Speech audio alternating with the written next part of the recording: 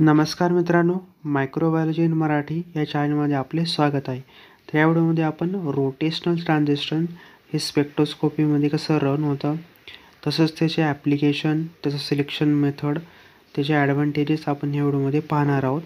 आणि rotational transition ही term नेमकी काय आहे ते आपण इन डिटेल या व्हिडिओमध्ये पाहणार आहोत. आणि आपण हा जो टॉपिक डिस्कस करतो आहे त्याच्या ऑलरेडी नोट्स मी टेलिग्राम चॅनलवरती टाकलेल्या आहेत आणि टेलिग्राम चॅनलची जी लिंक आहे ते डिस्क्रिप्शनमध्ये मी दिलेली आहे. तर चला तर व्हिडिओ सुरुवात करूयात. सर्वात प्रथम रोटेशनल ट्रान्झिशन हे केव्हा ऑकर होतं, म्हणजे केव्हा प्रोड्यूस होतं, ज्यावेळेस मॉलिक्यूलला ॲब्सॉर्ब किंवा इमिट करतो इलेक्ट्रोमॅग्नेटिक रेडिएशनला. इलेक्ट्रोमॅग्नेटिक रेडिएशन एखादा मॉलिक्यूल ॲब्सॉर्ब करेल किंवा इमिट करेल आणि त्याच्यामुळे कॉज होईल, चेंज होईल रोटेशनल एनर्जी लेवल. आणि त्याच्या ह्या ॲक्टिव्हिटीमुळे त्या रोटेशनल एनर्जी लेवलमध्ये कॉजेस निर्माण होतात किंवा त्याच्यामध्ये चेंजेस घडून येतात. त्यावेळेस हे रोटेशनल ट्रान्झिशन आपल्याला पाहायला मिळतं. आणि ह्या ट्रान्झिशन टिपिकली मायक्रोवेव्ह किंवा फार इन्फ्रारेड जे काही रिजन असेल त्याला ॲब्सॉर्ब करता फॉर दी इलेक्ट्रोमॅग्नेटिक स्पेक्ट्रम. आणि हे मोस्ट सिग्निफिकंट आपल्याला जास्त प्रमाणामध्ये गॅसेस मॉलिक्यूलच्या डिटेक्शनसाठी वापरले जातात. तर आता आपण त्याची मेनली जी काही थिअरी आहे ती पाहूयात. मॉलिक्यूल हे त्याच्या ॲक्सेसमध्ये रोटेट करत असतात आणि त्याच्या एनर्जी ही त्याच्या मोशनवरती क्वांटाईज किंवा असोशिएटेड आपल्याला पाहायला मिळते. आणि ही रोटेशनल एनर्जी ही रिजिड रोटर किंवा जे काय ॲडिलाइज मॉलिक्यूल असेल त्याच्याद्वारे घेतली जाते. ज्याच्यामध्ये जी हा as a rotational quantum number, I हा मोमेंट ऑफ इनर्शिया आणि एच हा प्लँक कॉन्स्टंट म्हणून वापरला जातो. एखादा मॉलिक्यूल त्या ट्रान्झिशनमध्ये एखादा वन रोटेशनल लेवल किंवा अनादर रोटेशनल लेवल ही ॲब्सॉर्ब किंवा इमिटिंग करत असेल एखाद्या स्पेसिफिक फ्रिक्वेन्सीला किंवा रेडिएशनला, त्याला हे ट्रान्झिशन म्हणजे रोटेशनल ट्रान्झिशन म्हटलं जातं. तर म्हणजे याच्यामध्ये एखाद्या ॲक्सिसमध्ये मॉलिक्यूल रोटेट करतोय त्याच्या एनर्जीमध्ये, मोशनमध्ये. त्याच्यामध्ये जर त्याने एखाद्या रोटेशनल लेवलला किंवा दुसऱ्या एखाद्या अनादर रोटेशनल इव्हेंटला ॲब्सॉर्ब केलं तर ती झाली एक स्पेसिफिक फ्रिक्वेन्सी.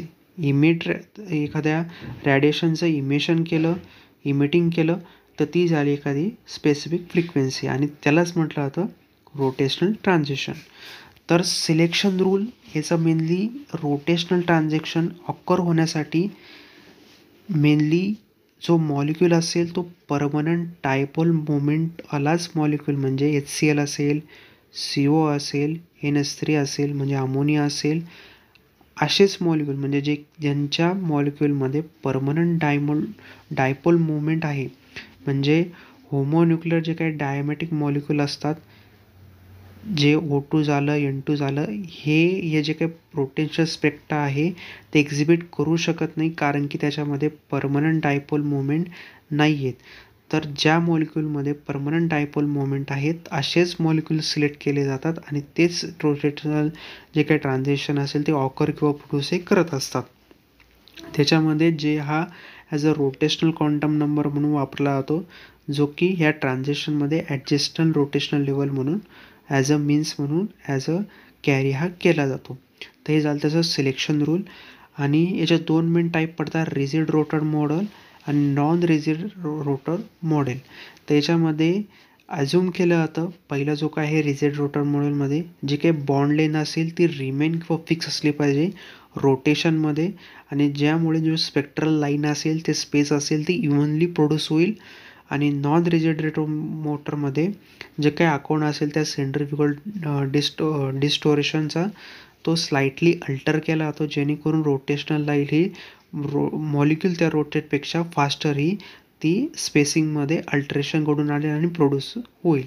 असे दोन त्याचे मॉडेल आपल्याला पाहायला मिळतात. पहिल्या याच्यामध्ये फिक्स असतं, दुसऱ्या याच्यामध्ये स्लाइटली अल्टर असतं, जेणेकरून त्याची रोटेशनल लाईन असेल ती रोटेट फास्टर होते आणि मॉलिक्यूलसुद्धा त्याचं जे काही रोटेशनल ट्रान्झिशन असेल ते ऑकर होत असतं. त्याच्यानंतर 3 मेन फॅक्टरमुळं त्याच्यावरती जे काही रोटेशनल ट्रान्झिशनवरती अफेक्ट पडत असतो. मोलेक्युलर स्ट्रक्चर म्हणजे लिनियर, सिमेट्रिक किंवा असिमेट्रिक मॉलिक्यूल असतील तर त्याच्यामुळे रोटेशनल स्पेक्ट्रावरती एक्झिबिट किंवा त्याच्यावरती परिणाम आपल्याला पाहायला मिळतो. आयसोटोपिक सबस्टिट्यूशन जर आपण पाहिलं, जो का मोमेंट ऑफ इनर्शिया त्याच्यामुळे चेंजेस वगैरे करतात किंवा स्पेक्ट्रल लाईन त्याच्यामुळे शिफ्टिंग ही होत असते. म्हणजे जर मोमेंट ऑफ इनर्शियामध्ये चेंजेस झाले तर त्याच्यामुळे स्पेक्ट्रल लाईनमध्ये शिफ्टिंग वगैरे झालेली पाहायला मिळते. जी काही रोटेशनल लाईन आहे ती शिफ्टिंग झालेली पाहायला मिळते.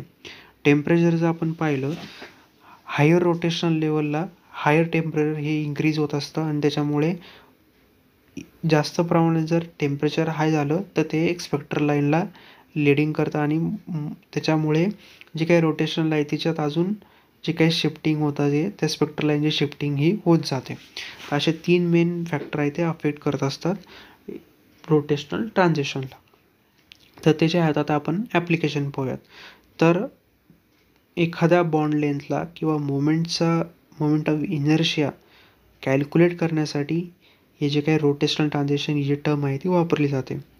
तसंच जर आपण पाहिलं, इंटरस्टेलर जे क्लाउड असतील किंवा रोटेशनल स्पेक्ट्रा असेल एखाद्या मॉलिक्यूलमध्ये, त्या स्पेसमध्ये एखादा मॉलिक्यूल असेल किंवा त्याचा रोटेशनल स्पेक्ट्रा कसा आहे, त्याचं कॉम्पोजिशन कसं आहे, त्याचं ॲनालिसिस करण्यासाठी याचा वापर केला जातो. तसंच एन्व्हायरमेंटल जे मॉनिटरिंगमध्ये जे काही पोल्युटेंट असतील, कंटॅमिनंट असतील, ॲटमॉस्फिअरमध्ये त्याचं डिटेक्शन करून त्याचं आयडेंटिफिकेशन आपण करू शकतो. मेडिकल आणि इंडस्ट्रियल ॲप्लिकेशनमध्ये जर पाहिलं, स्पेक्ट्रोस्कोपी बेस्ड सेन्सरमध्ये याचा वापर केला जातो, जेणेकरून गॅसेस डिटेक्शन करण्यासाठी मेनली याचा वापर हा केला जातो. तर या व्हिडिओमध्ये आपण रोटेशनल ट्रान्झिशन हा टॉपिक डिस्कस केला. जर तुम्हाला माझा हा व्हिडिओ इम्पॉर्टंट वाटला असेल, नक्की व्हिडिओ लाईक करा आणि चॅनल सबस्क्राईब करायला विसरू नका. चला भेटूया पुढच्या व्हिडिओमध्ये.